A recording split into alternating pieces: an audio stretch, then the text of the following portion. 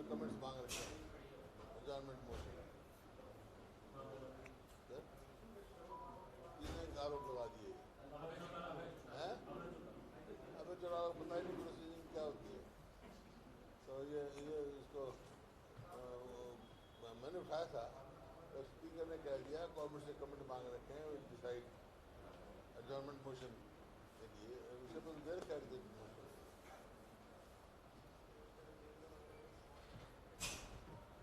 अबे चुनाव तो बोलने नहीं देते, मैंने बुलवा दिया जितने जितने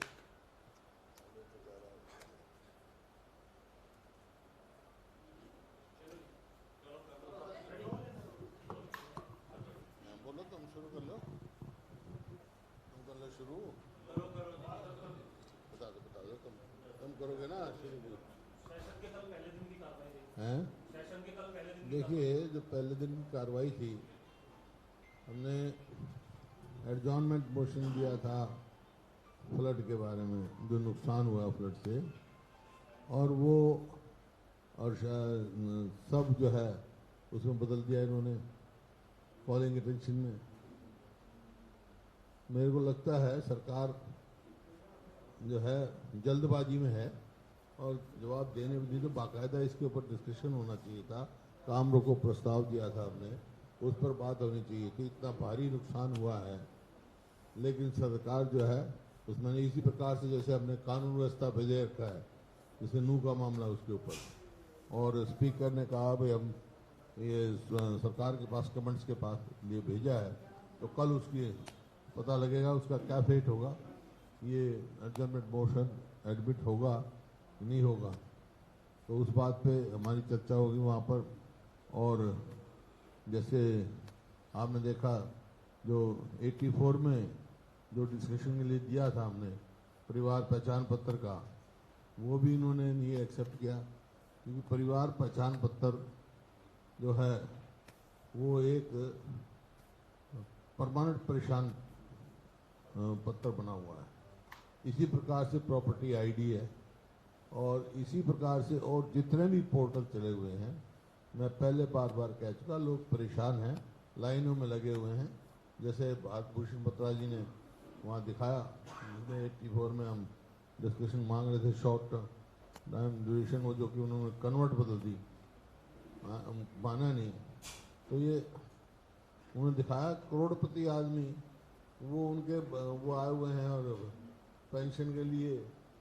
तो ये है, ये कोई मैं नहीं समझता हूँ उस लेवल का आदमी पेंशन के लिए अप्लाई करेगा।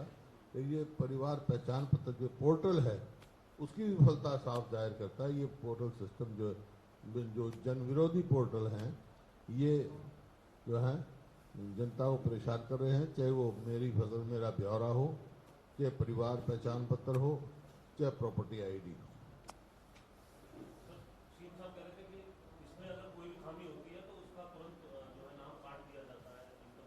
कितने साल से चल रहा है ये, जब से चल रहा है खामियां ही पूरी होती, फिर नाम काट दिया जाता है, क्या मतलब फिर ऐसे ऐसे आदमी नाम लिखा जाएगा।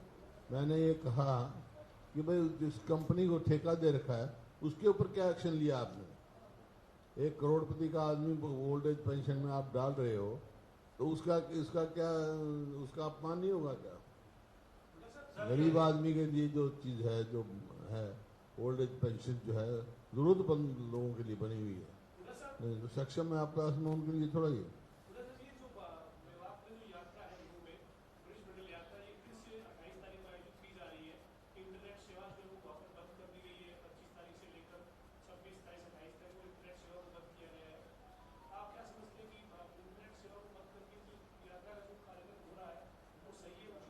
देखिए यात्रा तो कोई भी निकाल सकता है, लेकिन यात्रा की सुरक्षा और कोई वो ना हो, सरकार की जिम्मेवारी है। हमारे को यात्रा से कोई एतराज नहीं। जैसे पहले जो है विफल हो गई सरकार, ये विफल सरकार है, नॉन परफॉर्मिंग गवर्नमेंट।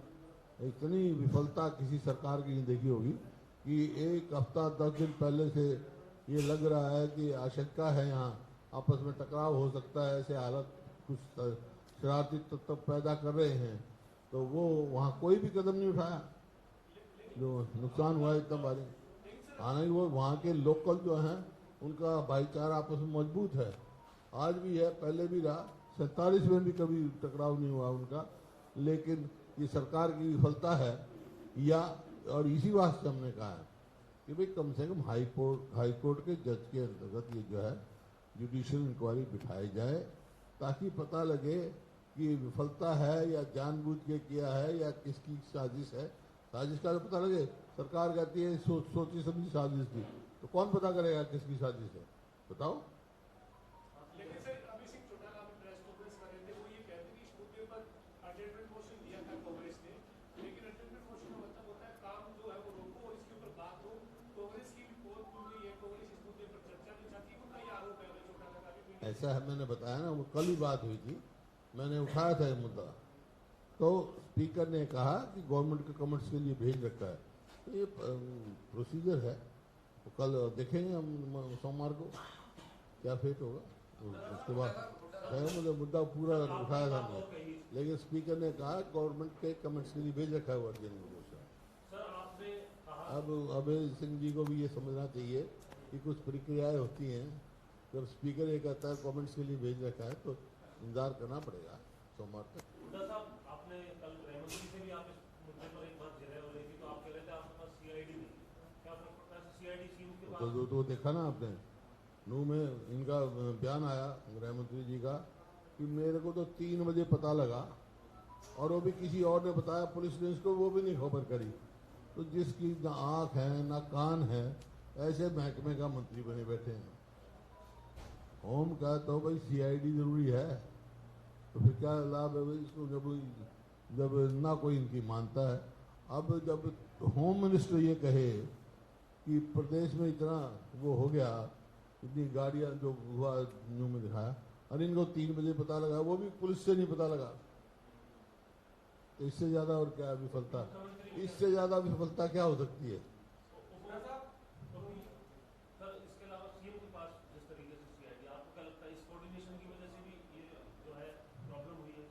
यही तो मांग रहा हूँ ना मैं, हाई कोर्ट की जज की जुडिशियल इंक्वायरी, यही मांग रहा हूँ भाई क्या है ये जो इनके बयान आए हैं मुख्यमंत्री जी के कि ये सोची समझी साजिश थी। तो किसकी साजिश थी बता लगेगा ना, ये कौन कौन साजिश था, या कोविड का फेलियर था, या कोई ऐसी जानबूझ के की गई, तो ये सब पता लगेगा। आपके समय में जब यात्रा होती थी सर, क्या प्रबंधन होता था? पूरा प्रबंध होता था, कभी हमारे यहाँ तो ऐसे दंगे फिसाद हुई नहीं। सरकार तो दंगों की सरकार है, चलती रहती थी यात्राएं।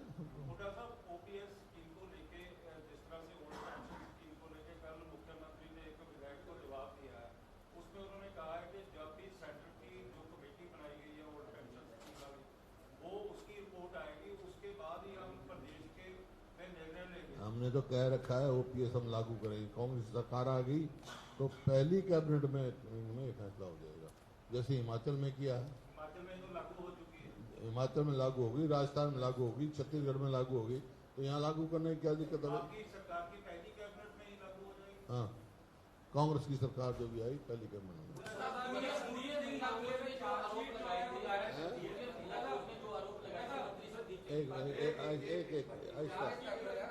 ऐसा बोलो, एक बोलो।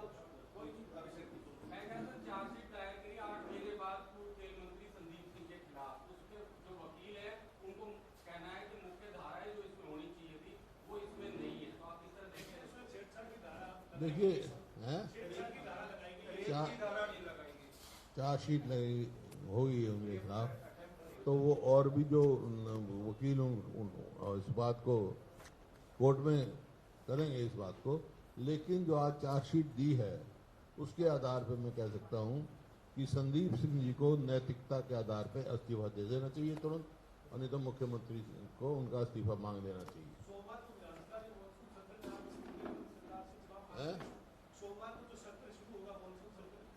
मैं तो अभी मांग रहा हूँ, मैं तो अभी कह रहा हूँ नैतिकता तौर पे। पहले भी कहा था मैंने, जब ये हुआ था उस टाइम भी कहा था, अभी यही कहा है। अब तो चार्जशीट दाखिल होगी ना, तो अब मैं कह रहा हूँ अब तो तुरंत इस्तीफा दे देना चाहिए उनको, और या मुख्यमंत्री जी को इस्तीफा मांग लेना चाहिए।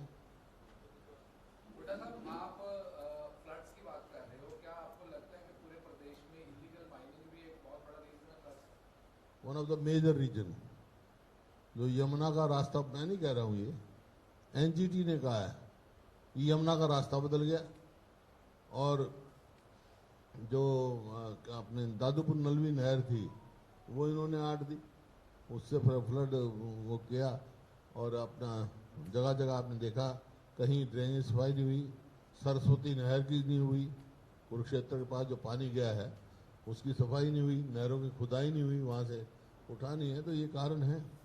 और माइनिंग का तो ये आप समझ सकते हो, कुछ नॉर्म्स होते हैं कि इस तक माइनिंग होती है। जब उससे ज़्यादा गहरा चला जाता है तो कई कई एकड़ जमीन ही बह गई और इसी वास्ते जमुना का रास्ता बदल गई।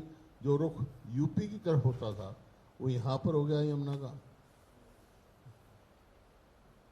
3 दिन का जो सेशन है या क्या है हैं? sufficient है? 3 दिन का जो सेशन रखा गया है, अब आपके बहुत ज्यादा मुद्दे हैं, तो क्या कुछ पॉसिबिलिटी है बढ़ने का? मैं हम तो कहेंगे, हमें तो बीएससी की मीटिंग में भी कहा था मैंने। और इसी बात से जब स्पीकर साहब कह रहे थे बीएससी की मीटिंग की रिकमेंडेशन है, मैंने खड़ा होकर पूछा था उनसे, भाई ये क्या यूनानिमस होगा? नहीं, तो मैंने उसको डाइसेंट किया था और समय मांगा था। हाँ, कल हुआ तो था वहाँ मीटिंग हाउस में, तो बात हुई थी जब मैंने क्वेश्चन किया।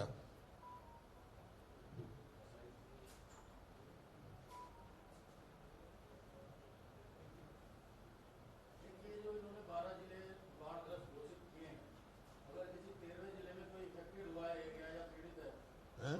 तो ये कह रहे थे डिप्टी सीएम ने कहा कि जो बाढ़ग्रस्त एरिया घोषित कर दिया केवल उसी में मदद मिलेगी। अगर कुछ और शहरों में कस्बों में लोगों का नुकसान हुआ है तो उसमें मतलब उनकी मदद क्यों नहीं होगी? करनी चाहिए इनको। वो कह रहे हैं ना कि हम ये तो नॉन परफॉर्मिंग गवर्नमेंट है ना, ये तो कुछ करना ही नहीं चाहते हैं। 2-2 साल के मुआवजे पड़े हैं किसानों के अब तक फ्लड के। सर, अभय चौटाला ने अभी एक प्रेस कॉन्फ्रेंस की, उसमें खुद को लेकर के जनसंवाद में जो जाते हैं, उन्होंने कई कार्य बताए जो आदेश दिए थे अधिकारियों को। हैं? अधिकारी को आदेश दिए थे, कहीं जोहड़ खाली करने को लेकर के, साफ करने को लेकर के, कहीं आदेश दिया था स्ट्रीट लाइट चोरी हुई है उसकी इंक्वायरी करने को लेकर के सीएम ने। उन्होंने कहा कि आज कई दिन बीत जाने के बाद भी ये नहीं हुआ। अधिकारी मुख्यमंत्री की बात को लेकर के भी जो है सजग नहीं है। देखिए, विफल सरकार है, विफलता के यही वो होते हैं कि कोई इम्प्लीमेंट नहीं हो बात। इस जनसंवाद का क्या मायने है? जनसंवाद तो यहाँ पे ये यहाँ से पोर्टल चला लें, वहाँ तो आदमी जो सिक्योरिटी के होते हैं। सीएम विंडो पोर्टल बनाया था, हैं? सीएम विंडो पोर्टल भी है। हाँ, तो ये वो पोर्टल पे कर लेंगे ये बात। तो वो ये कह रहे हैं कि मुख्यमंत्री ने जो 1-to-1 जिसको आदेश दिया था उस आदेश की भी कंप्लायंस नहीं हो रही। तो विफल सरकार का तो यही तो होता है। और मैं कहता हूँ सरकार विफल है, नॉन परफॉर्मिंग गवर्नमेंट। आप भी मुख्यमंत्री रहे हैं, कुछ अधिकारी ऐसे थे जो आपके आदेश की कंप्लायंस नहीं करते थे। नहीं, जो आदेश नहीं करता तो वो भुगतता था फिर। सर, लॉ एंड ऑर्डर को लेके कल कौन कौन से इशू आप रेज करोगे सेशन में? सारे हैं, नू में जो हुआ वो भी है और भी हैं, सारे हैं। जो आज कानून व्यवस्था की जो आप देख रहे हैं कि क्राइम रेट जो है, एनसीआर की रिपोर्ट जो है, हम ऊपर के 2-3 स्टेटों अपराध में पहुंच गए ये। और हरियाणा जो है सबसे ज़्यादा असुरक्षित प्रदेश माना गया है। ये एसपीओ की रिपोर्ट है। ये लॉ एंड ऑर्डर बड़ा अच्छा है। एसपी वो तो मेरी रिपोर्ट नहीं है ना, वो तो प्रधानमंत्री की वो है, एसपीओ की सोशल परफॉर्मेंस उसके इंडेक्स की है। सोशल प्रोग्रेसिव इंडेक्स जो है एसपीआई की रिपोर्ट है, उसमें हरियाणा को सबसे ज़्यादा देश में सबसे असुरक्षित प्रदेश हरियाणा को माना गया है। मेरे पास रिपोर्ट है, मैं दिखा दूंगा कल।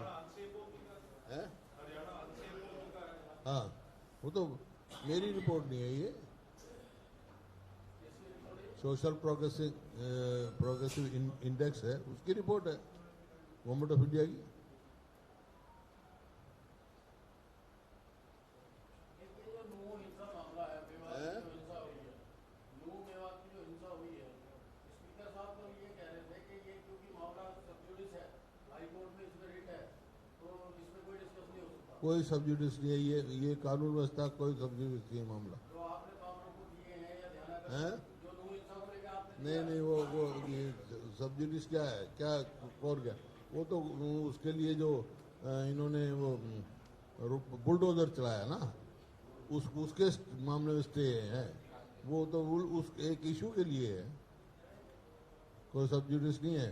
जो वहाँ कानून व्यवस्था फेल हुई, सरकार फेल हुआ, वो सब्सिडीज थोड़ा ही है, वो तो बुलडोजर के खिलाफ जो इन्होंने कोई हाई कोर्ट ने स्टे दिया है। सर भारतीय कुश्ती संघ की सदस्यता रद्द कर क्योंकि कोई भी हो, कानून जो है, कानून को अपना काम करना चाहिए। कोई इलीगल बिल्डिंग है तो उसको नोटिस देना चाहिए। तो यही सवाल वहाँ है, नोटिस दिए कि नहीं दिए, ये नहीं है कि भाई भारतीय कुश्ती संघ की सदस्यता रद्द कर दी गई। हाँ? भारतीय कुश्ती संघ की सदस्यता रद्द कर दी गई है, हाँ। उसको लेकर क्या कहेंगे? क्योंकि अनियमितताएं हैं उसमें।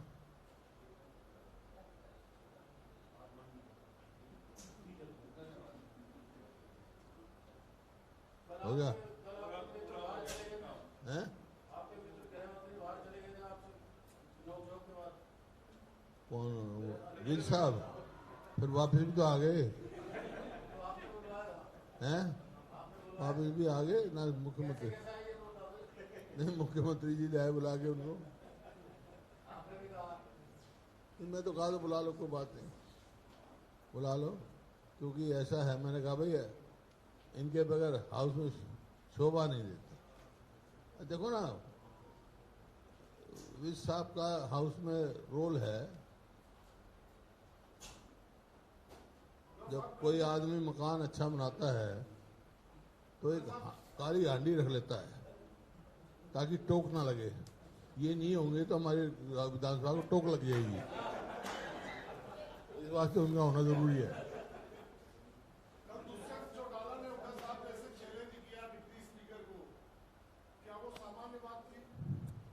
नहीं देखो, जो अनियमितता तो थी उसमें, शॉर्ट टर्म डिस्कशन को आप कन्वर्ट नहीं कर सकते, क्वालिटी डिस्कशन को तो कर सकते हैं आप शॉर्ट टर्म में। तो आपके समय के उदाहरण देने लगे थे। नहीं, वो तो मैंने तो पूछा मैंने, निकाल के बताओ। ये सिर्फ रूल्स में ये है कि भाई जो उसने दिया हो और गवर्नमेंट का जो है दोनों सहमत हो तो हो सकता है। मंत्री और हाँ, तो इसमें तो किसी से पूछा नहीं। ठीक है, चाय वाय दो भाई, धन्यवाद। और क्या कहा?